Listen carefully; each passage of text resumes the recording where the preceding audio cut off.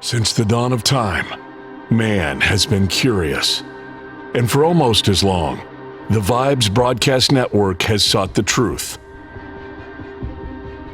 Investigate, discuss, explore.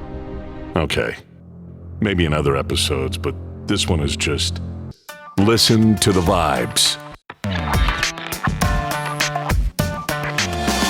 The views and opinions of our guests may not necessarily reflect those of the host or the Vibes Broadcast Network. Listener discretion is advised. Welcome, everyone, to another episode of Listen to the Vibes. I have here Mr. Dean Kastran, who was an original member of the Ohio Express and is now joined up with the Cyrkle. I've known these fellows for about 3 years just on the sidelines, and now I have the chance to actually be part of their family, and it is a family. Yeah, they're very involved with wives and kids, and it's quite a unique group. Yeah, I communicate more with Pat than I do with the rest of them, but they're all a bunch of great guys, and they've been very, very kind to me. And they told me that you were coming on board, and so I said, man, we got to get him on the show. So tell us about you. Well, I am. I grew up in Mansfield, Ohio, most of my life. I was born in Chicago. I moved here when I was about 4 years old, so Mansfield was pretty much my home. I was in San Antonio for a couple of years in the Air Force, but otherwise I've been here in Mansfield the whole time, aside from traveling and touring with the Ohio Express and other things I've done over the years. I've been in the workforce for 50 years, but throughout that time, I've played music with various people and various groups, and currently still performing and enjoying retirement. So they say I'm retired, but I'm really busier playing music than I ever have been. So it's been a great blessing. Oh, I hear you. Well, I'm going to give you a fun fact about me and my wife. We spent our honeymoon in Mansfield, Ohio. Oh my, no kidding. Yeah, people always ask, why did you go to Mansfield? Well, y'all are famous because you have the Ohio State Reformatory there, where, you know, they filmed Shawshank Redemption. Right. And we spent our honeymoon with the crew of the Ghost Hunters investigating the Reformatory. That's very unusual, and yet it's not. A lot of people do come here from afar. It's beautiful. I mean, yeah. we had a blast. People were really nice, and I'd be glad to go back. Yeah. Our youngest son got married on the stairway there at the front of the Reformatory. Really? Yeah. So it was they do some really unusual events. They'll rent it out for about anything, but that was one of the things our family did. I'll tell you what, there's something creepy in there, that's for sure. If you go through, you know, they have cutouts of all the characters from Shawshank Redemption all over the place. So yeah. But well, let's talk about the music. One thing, y'all were famous for Yummy Yummy Yummy. I left the band in it was late summer, early fall of '68. Okay. Three of us original members were gone by then, so I don't know what transpired after that. Yummy Yummy Yummy is just one of those songs that always stick in your head. Yeah, I hear you. So tell me about your time with the band. With the Ohio Express. Okay, well, two of us, the guitar player Dale Powers and myself, started the band in 1965. And we had met in another band and then split away from that band and decided to do something else. So we started a band and gathered up some players and called ourselves Sir Timothy and the Royals. So then we got hooked up with some producers out of New York that thought that name was a little too British sounding. So they changed our band name to the Ohio Express. And we had a string of hits that came out after that. We did several shows, many shows all over the country, opened with some big acts like the Who and the Beach Boys and the Association and the Herman's Hermits and people like that. We did appear on American Bandstand, and we had the opportunity to play at Carnegie Hall. So it's some pretty cool stuff that we did. And then Dale and I got out of the band in 1968 in the fall, and started another group out of New Jersey. And that didn't last very long because we both ended up in the service after that. Well, I have to say, from the way music was before you got into the music business to now, you've seen quite an evolution. How do you feel about the way things were then to the way things are now? Well, it was quite, we were in it for the fun. We wanted to make some money. We didn't make a lot, or at least we didn't save a lot, because we thought there'd be a pot of gold at the end of the rainbow, but there wasn't. But all that aside, we had a great time, and today it's much more of a business, I'm sure. It's kind of like sports. You think about when we were kids, the guys that played sports seemed to be in it more for just the fun of playing, and now it's all about the money and the business part of it. But yeah, it's hard to comment on today because I'm not really in the middle of what's going on. But there was no music like the old music from back in those days. Well, I guess I'm an old fart and it's hard for me to change, but when I was growing up, my mom and dad were listening to the Beach Boys and Jan and Dean and Bobby Vinton, things like that. And, my mom was really into like Roger Whittaker, all these guys. And then I'd spend time with my grandparents, and over there it was Hank Williams and Buck Owens, Tom T. Hall. And I grew to appreciate the different types of music. And then my era was kind of more of, you got Kiss started when I was little, bands like that. And but I guess I have an old soul. Everything from the 50s, the 60s, and of course the 70s. That's my music. Sure. Got a little bit into the 80s stuff, and the 90s a little bit. Now I'm kind of lost. Yeah, I can relate to that. Yeah. Well, my kids, they like to listen to the hip hop and all that stuff, and that's fine. That's your era, whatever. That's not my thing. And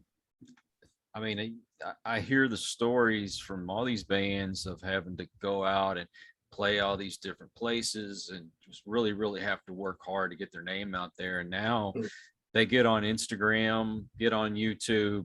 Everybody knows who they are. They make a bunch of money because their video goes viral. That's a big difference from what y'all had to do.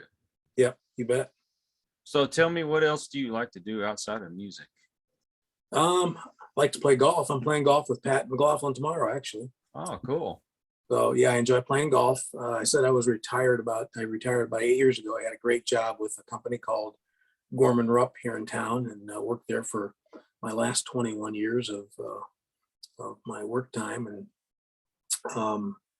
I have been married for 45 years, and we have 4 children and 13 grandchildren. So they take up some time with sports and just taking care of them and all that good stuff. So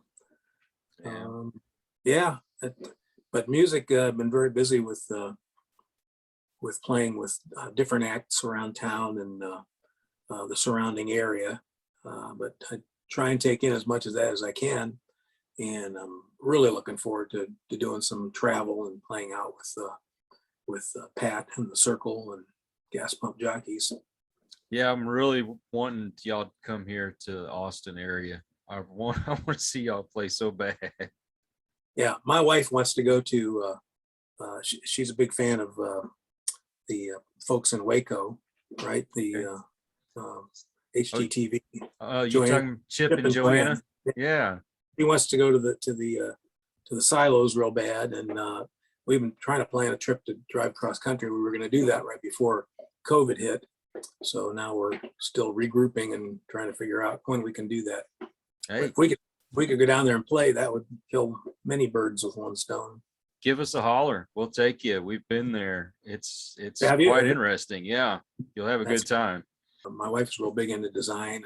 She has her own little store locally and flips a lot of things and sells them, and so it's right up her alley.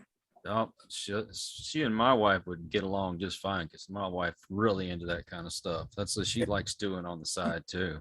Yeah, You have to keep moving. you do. Absolutely.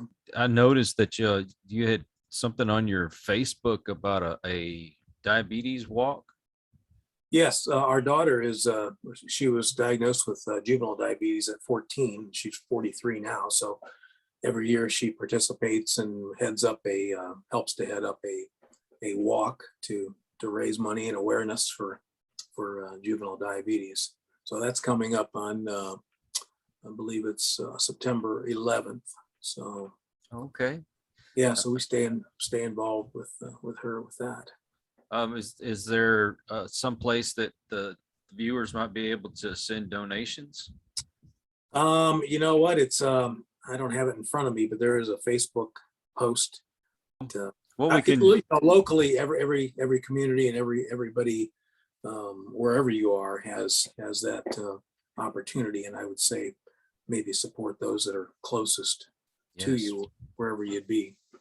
Well, what we can do is I can get the link and put it on our description. Oh, yeah, So that'd be people great. can just click on it and can donate.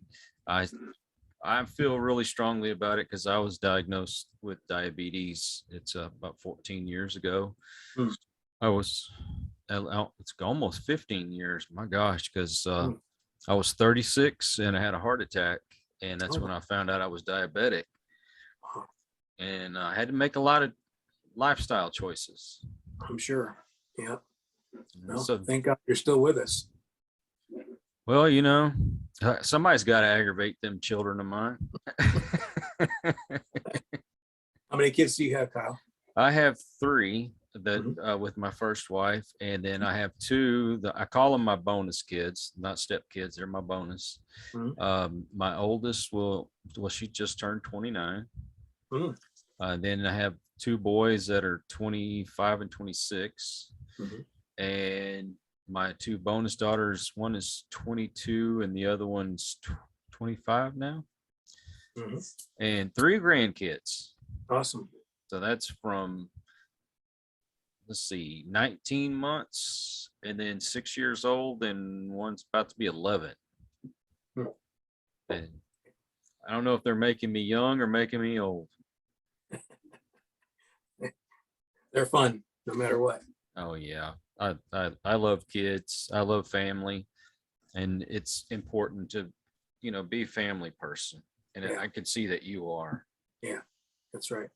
So you golf. Mm-hmm. And your wife does what is it, like furniture and stuff like that? Yeah, she does small furniture and just knickknacks and design. She'll help people design if they're doing designing a room or flipping a room or doing something. She'll be involved and help with that. She likes to play golf also. So she retired just a little over 2 years ago. Oh, okay. We are thoroughly enjoying retirement together, but yet still both have our individual interests, and she participates a lot in whenever I play. She's almost always there unless one of the grandkids has a soccer game or something that she wants to go to. Oh, yeah. So have you golfed with Alice Cooper yet? No. I hear he's pretty avid. Yeah, golfer. he's supposed to be really good. He's supposed to be really good. Him and Vince Gill, and there's a lot of good celebrity golfers out there. I won't say that I'm very good. It's one of those games that you just if you love to play, if you love the game, you can't get enough of it. So that's my diversion from music. Hey, sometimes you have to do something different. You Yeah. can't do the same old. Yep. Yep. So you heard that we lost Charlie Watts yesterday. Yeah. That was a horrible. I mean, it was kind of expected when these musicians are up in their 80s, or when they get, as old as we are. I mean, I'm nearing that myself. So it's like, when they get to that point, it shouldn't be a surprise. But Don Everly is another great loss, right, from a couple of days ago. Dusty Hill. Yeah. When I was in, this is a dumb story, but when I was in the Air Force and living in San Antonio, there was this little local band playing around San Antonio, and everybody was going to see them. And it was like, where are you guys going? So, we're going off base. We're going to go see this band called ZZ Top. Yeah, I'm not, named after papers that you roll joints with. I'm not going to go. I'm not going to go see them.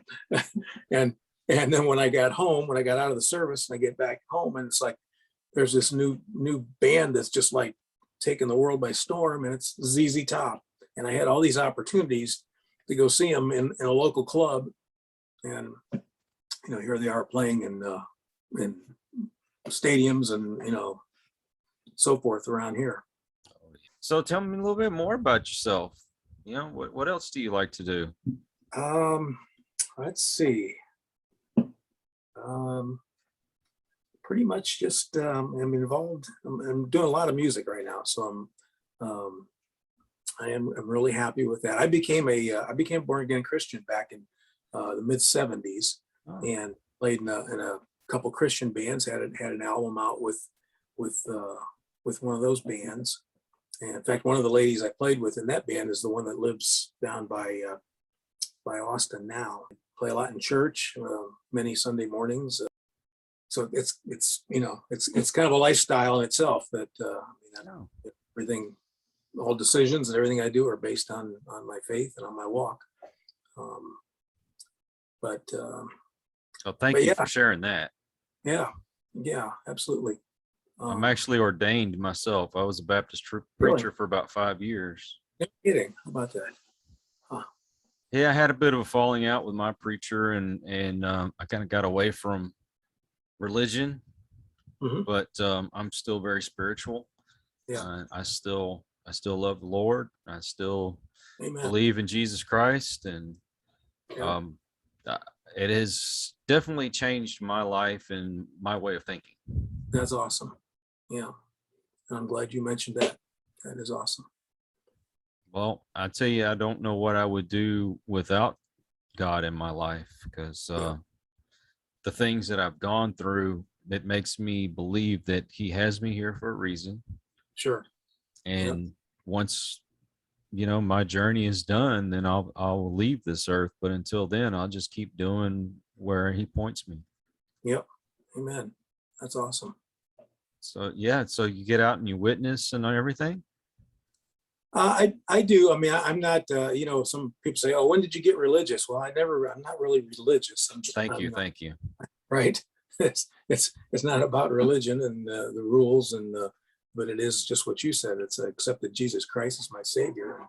And, I just follow his lead, and where he leads, I'll follow. And it doesn't always have to be on some kind of necessarily even a church event or anything like that. So exactly. All the music I'm doing, none of it per se right now has anything to do with religious music, but it's not about that. So it's a daily walk. Yeah, unless somebody's doing it, they don't necessarily get it. So, well, people don't understand there's a big difference between religion and spirituality. Yes. Religion is, to me, some man has made up his own interpretations, his own rules, and to shun people that are outside of those rules. That's not what Christ is about. Christ didn't spend his time at the synagogues and things like that. No, he was down there where the sinners were, and he was giving this message out. That's right. And that's what we're supposed to do. Yeah. He didn't go out there and just pass judgment on everyone. No, he said, okay, look, you're making a mistake. You can change. Here's the right path. And it makes a difference. Yep. You know, that was one of the problems I had when I was going to church. Is it's just you can't be mean to people. Yeah. How are you supposed to get people to come to Christ if you're mean to them? Are you're forcing these rules? You're either going to do what I say or you're out. Yeah. Yep. So yeah, spirituality is that's the essence of Christ. Yeah. So you have to find that journey, and he will interpret things for you when the time comes. Yep. But you have to keep your eyes and your heart open at all times. Right. That's right. You know, you see how negative the world is. And there's so much, I mean, you get on YouTube or regular TV, it doesn't matter. What's popular is stuff that means nothing. It's garbage. It's negativity. It's bringing all of us down and separating all of us. That's right. So that's what this show is about, is bringing positivity in, trying to bring people together and say, hey, yeah, we have differences, but there's a lot of things we still have in common, and let's bring people together. Let's inspire people. Let's motivate them to not only improve their lives, but to, you know, move forward, be successful. Yeah. And then it's contagious. That it is. It is. Yeah. Because, you know, positivity, it attracts more positivity. It's like the negative attracts negative. Yeah. Man, I could get up here and preach all day, brother. And preach it, brother. Well, and you know, unfortunately, the world we're living in, it's like politics and things like that is separating people in a way that I've never seen before. Yeah, it's sad. I mean, Sad. I lived through the Nixon years and the Jimmy Carter years and so on and so forth. And, you know, there's been the disputes and things like that, but I've never seen people as separate as they are right now. Yeah. Yeah. Yeah, I know. It's sad. I'm sad to see where it's going and what for our kids, you know, just it's scary for the kids and grandkids and what it could turn into. I mean, it breaks down even to the other stuff that has come along through the whole pandemic, and it's a pandemic in itself. Yeah, that's a good way of putting it. And you know, music has always had a way of bringing people together. And you know, you see some of the old videos of the lines, the ropes that they used to put in between the kids. You know, whites on one side, blacks on one side, and all of a sudden they would just move it out of the way and everybody get together, dance, and have a good time. That's what music was about. Yeah. And that's what we need more of. So, you know, what you do, I think, does bring people together. You just get lost in the music and have a good time. Yeah. You don't even have to be vulgar about it. No. You can even understand the words. Yeah.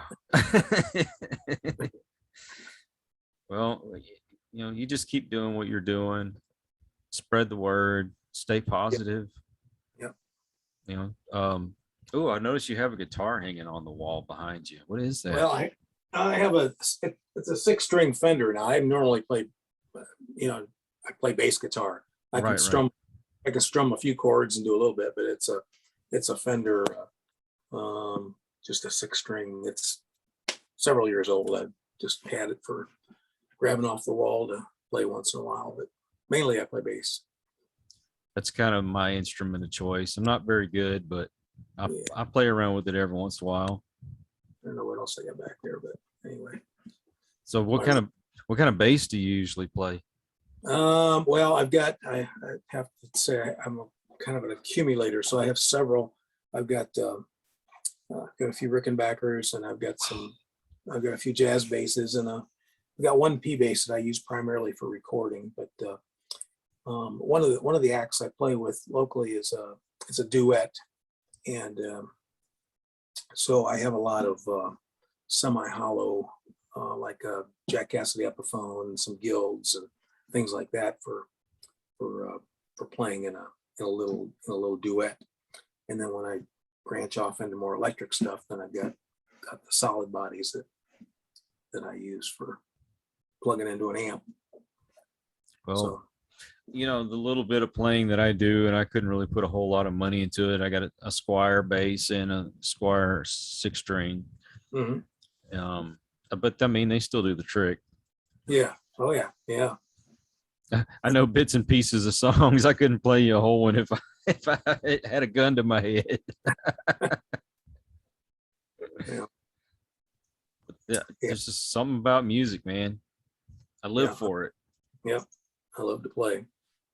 My uncle, or I should say my great uncle, he played in a bluegrass band back in the day. He's actually a cousin. I won't say he's like a third cousin. And you can look it up, but on Man of Constant Sorrow. His name's Compton. You can look it up. He plays the mandolin on Man of Constant Sorrow. Okay. My cousin Carl had a band called the Allisons back in the late 80s. They went on tour with a band called the Outfield for a while. That's about as popular as he got. But music's always been around. Yeah. Yeah. So what about, did your parents play music? No. In fact, they didn't really believe that I played music. Because I told them I was playing upright bass in school, in grade school. And they said, yeah, right. Okay. And then I invited them to come to a concert when I was in 6th grade. And I was just a little guy and I was playing an upright. I had to stand on a box to even reach the neck. And they were like shocked. They could not believe that, so it was just one of those classic things. The parents weren't necessarily involved in what the kids were doing at school. Not that they were bad parents by any, because they were amazing, but it was just one of those things I was doing at school that they didn't comprehend. So then I got to start taking guitar lessons. My brother and I both liked Elvis and Ricky Nelson, and so we both took guitar lessons, and then that led to me starting to play in a band, and somebody knew that I had played bass, so they said, well, why don't you just play the top 4 strings of that guitar? Like, okay. So then I eventually went out and just bought a bass guitar and started playing that, and I've kept playing that ever since. But yeah, they weren't musical at all, and my brother didn't continue to play either. What was the first song that you learned to play? Oh gosh. One of the first 45s I ever bought was No Particular Place to Go by Chuck Berry. And I think I dabbled with that. And I really like Chuck Berry, and I like the Beach Boys. And I like some of that old Motown and Memphis stuff that was out, and even some of the girl groups like the Chiffons and some of that music that they put out. And just the first band I was in, the first song that we learned was Twist and Shout. So if I was to actually, pinpoint a certain song that I learned first, it would probably be Twist and Shout. But I was already, loving music a little bit before that. But when the Beatles came out, everything changed. Everything changed in life, because I was a good student, and then it was like, I don't need school anymore.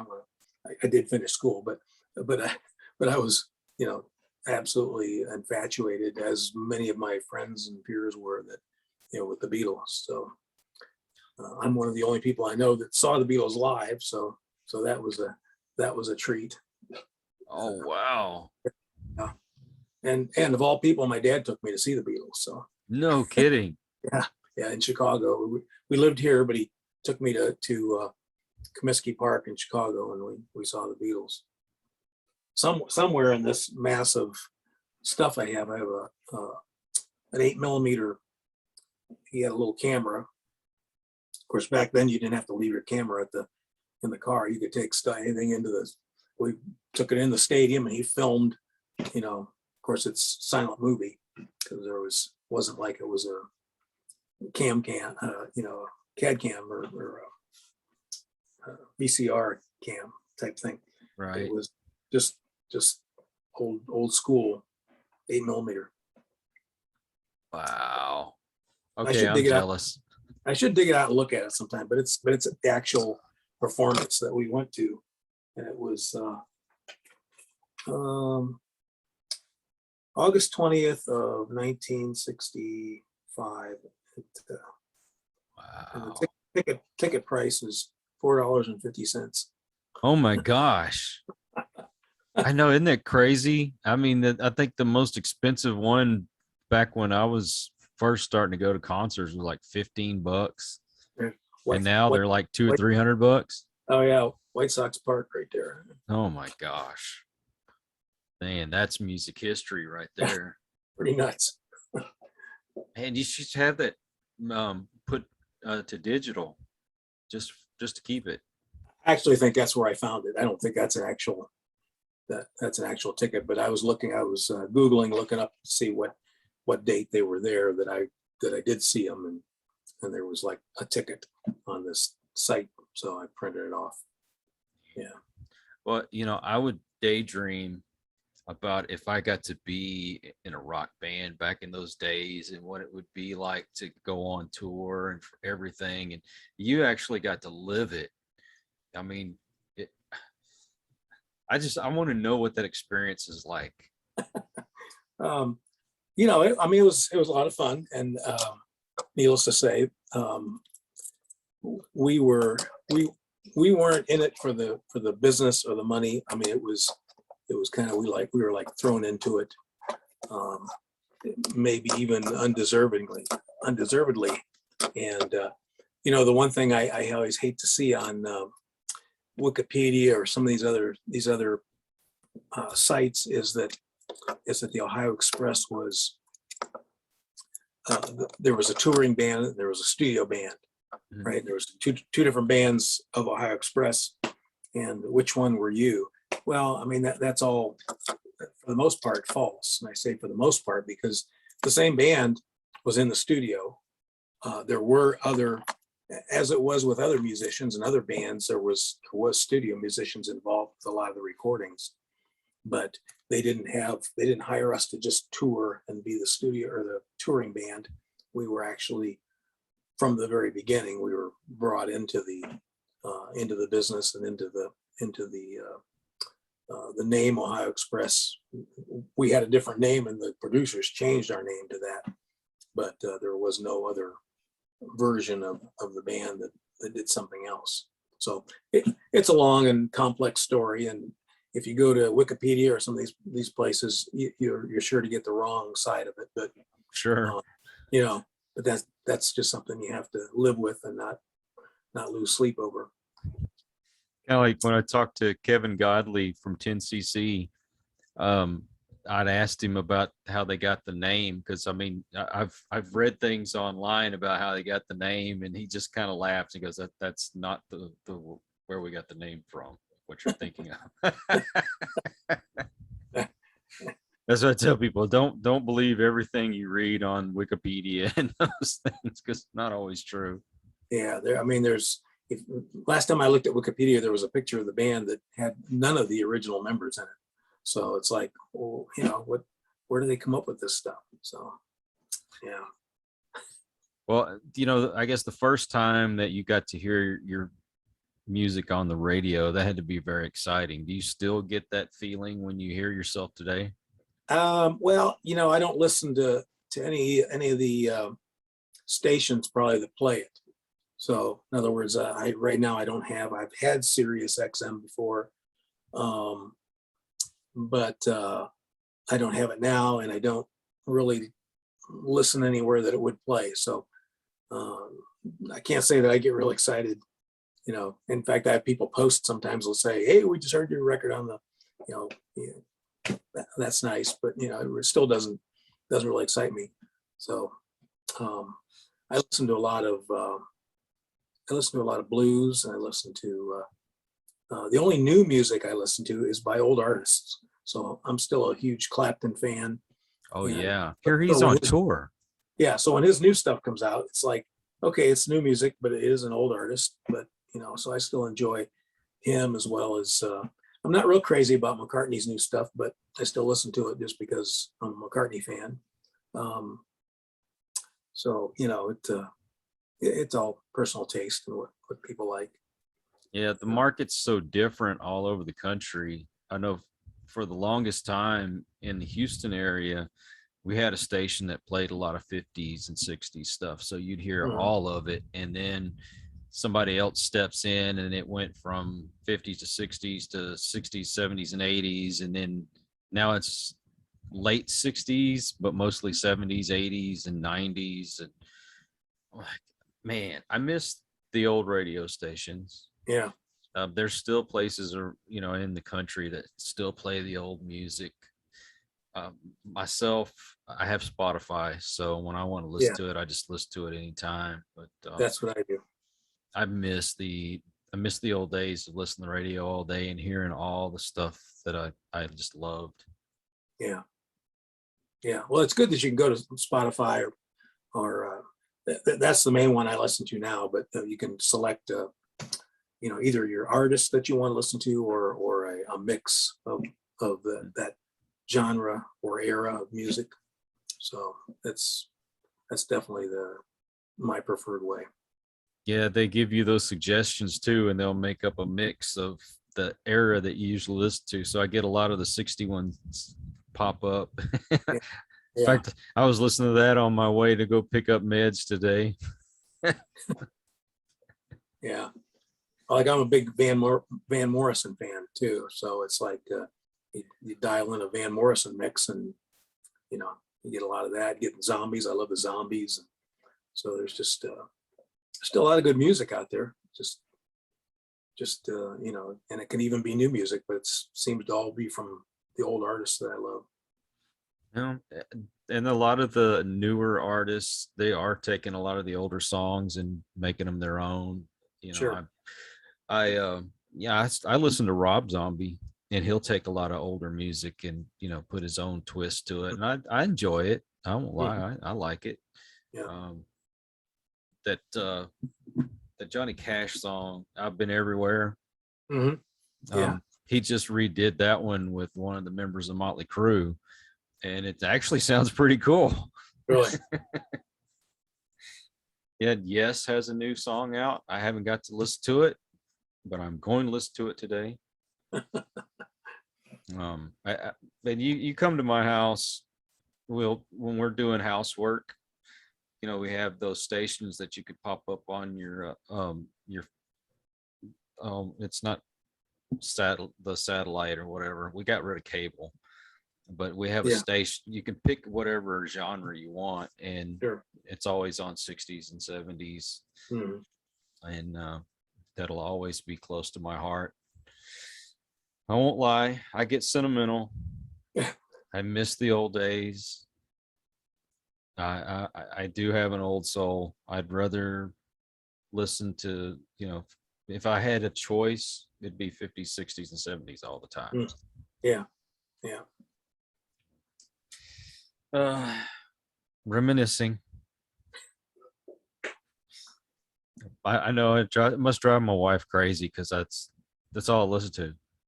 It's like, why don't you listen to anything else? I don't like anything else. Is she close in age to you? She's actually a month and a half older than me, so I tell her she's a cougar. Okay, so you're all in the same, at least in the same era of music, or both of you, right? Oh, so, yeah. I mean, my wife's almost 7 years younger, but she still loves. She grew up as a little girl listening to actually some of my music, but also, you know, the Beatles and all the stuff I like. Well, my uncle, when he had his recording studio, my dad would take me up there from time to time, and so Uncle Zane put me in the booth and he was playing Elvis Presley music. So here I am, just, you know, probably 4 or 5 years old, singing Elvis Presley songs, you know, sitting there shaking, "You ain't nothing but a hound dog." Yeah. Somewhere my grandpa has those recordings, but since he's passed away, I don't know where anything's at anymore. And they actually tore down the old house, and my mother and my believe it or not, my grandmother, 90 something years old, still kicking. Hmm. But they built a new house, so a lot of that stuff is just gone. Hmm. And I had Tom T. Hall. Sneaky Snake was my favorite song for the longest time. That's all I listened to day in, day out. I had the 45, and that's all I ever listened to. I've got one of his albums over here in this this stuff I've got from. I don't have a whole lot of vinyl left, but I've got maybe a couple hundred albums, and I think his is one of them. I could kick myself in the butt because I guarantee you I had about 2,000 records at one time. Wow. And moving around. And when I got saved, I went on this kick where I got rid of everything. I did too. And I mean, the t-shirts, the posters, the albums, everything. I just got rid of all of it. I thought that's what I needed to do. And now I'm seeing all this stuff going for, anywhere from $300 to, a couple of $1,000. I'm like, I had that. Why did I get rid of it? Yeah. I did the same thing. And I think even though probably wasn't, it probably was something I needed to do just for the sake of putting, the old man behind me and getting rid of some of that stuff. Even though now I've replaced some of those with, CD recordings or, copies or whatever, because it's okay. But at the time when I got rid of all that stuff, I think it was maybe it was the right thing to do. So I don't regret it. I mean, if it's just a matter of the money of what I could have sold it for today, but they were probably worn out and scratched up and not worth anything anyway. So you'd be surprised. Even albums that are scratched, they're still worth money. Really? I had the complete Beatles collection, and of course I had stuff like Van Halen and Pink Floyd, that kind of stuff. But I had I'd found a Jimi Hendrix album, and it ended up being an original print. And I think if I still had that, how much money could I get for that right now? Yeah. I had a Tom Petty album that actually had, you don't hardly ever see this, but they would print the number of the album, whichever one it fell in line. I actually found a Tom Petty album, had the number printed on it. I could really kick myself in the butt for that one. Wow. I had the John and Yoko, infamous John and Yoko Standing Naked album. Oh yeah. And which those are like impossible to find. But again, when I got saved, that was like one of the first ones. Like that's out of here. Gosh, I look back and I think, I like you say, maybe that was the right thing to do at the time. I mean, I didn't have that distraction, I guess you'd say. It was probably the right thing for your new walk at that time. Now it looks like that halo. That light's really bothering me. If nothing, it looks like I got a halo now. So that's a good thing. Well, I mean, I don't let the music stop my my spiritual walk. Sure. Yeah. I meditate for most part nearly every day. And I do have my talks with God. Time to time I'll sit here and say, you know what, I'm just talking to you. I'm not asking you for something. I just want I'm acknowledging you and thanking you for everything you've done for me. Yeah. Yeah. And, granted, I guess the way I've gone about doing podcasting, it's not the popular thing, not controversial and all that. I still think that it's the right thing to do. And God has put people in my path that have really been an inspiration to help me keep going. And I know it's got to inspire other people. Yeah. Yeah. And it's also amazing is probably the last, 6 people that I've interviewed have all thanked God for, and talked about their walk with God. I'm like, man, that's awesome, because You know how the media is. Yeah. Being spiritual or being godly is like it's the bad, and being bad is good. Yeah. Yeah. It's either old fashioned or it's not cool or just, yeah, I know. Well, the pendulum's got to swing the other direction soon. Yep. I like talking to you guys. I really do. Y'all have been a part of my life, indirectly for ever since I knew what music was. And I've learned to love all the genres. Yeah. Like I tell Pat, Dan, of course, being an original member, I don't know if it meant more to him, but when I'd make a playlist to go on the road, I always had Red Rubber Ball as one of the songs that'd be on my playlist. I always had them, The Association, Little River Band. I could go on and on. I even have an album of the Ohio Express. Which one do you have? It's a compilation. Okay. So Okay. it's got Ohio Express and a few others on there, but I mean, still, you guys, you've just always been a part of my life.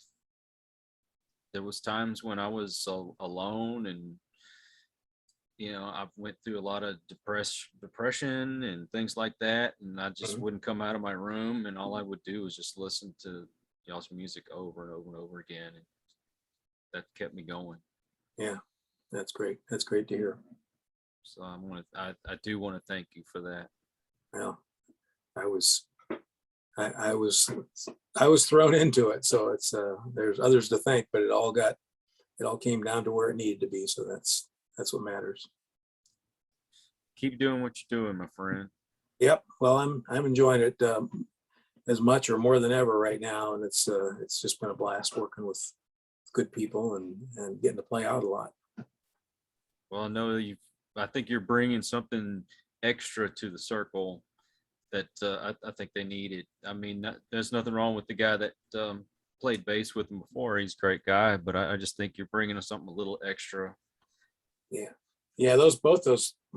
I didn't know the third generation back predecessor, but the last two guys, they were great musicians and great vocalists. And I told Pat, I got some huge shoes to fill, and it's but I mean, at the same time, we're all individual, and we are who we are, and you just you don't go trying to be who was there before. You just be who you are, and that's what counts. Sure. So I'm looking forward to sharing that with everybody and being a part of it. So you're going to play some of your stuff when you're playing with the Circle? Well, that's their call. I mean, if they want part of the show to be that, I think the Circle, some of the Circle shows are, when they're made up of a lot of different acts, it's probably just going to be, Circle, and I'm more than happy to fit that role and play as best as I can and be what I can to help them. If there's any extended shows that are longer and they want to put something like that in, again, it's all their call. I don't have any demands or agenda as far as, anything I've done in the past. I'm just enjoying participating and being a part of what they're doing. Oh, so what I'm going to do is y'all going to come to Austin. Okay. I'm going to go to the show. I'm going to be in the front row, and I'm going to be yelling, "Yummy, yummy." Well, I know the guys know it, so if it fits in the time slot, then see what we can do. And then I'll yell "Free Bird." There's always that guy. Well, I'm gonna tell you what, Dean, I really, really appreciate you coming on. It's been a blessing to talk to you, and good to know that I have another brother in Christ. Amen. And you're always welcome to come back, as well as the other guys. And I want to thank everybody that watches, everybody that listens. If you're new to the channel, please subscribe. There's lots of wonderful guys like this that I know you would enjoy listening to. And if you're a regular listener, thank you for the support. Please spread the word. Let's get some more people to subscribe and to watch so we can get a positive message out there. And guys, until the next one, as always, peace. Thank you, Kyle. We hope you enjoyed this episode of Listen to the Vibes. You can catch us on Buzzsprout or wherever you listen to your favourite podcasts. And on YouTube. Follow us on Facebook at The Vibes Broadcast Network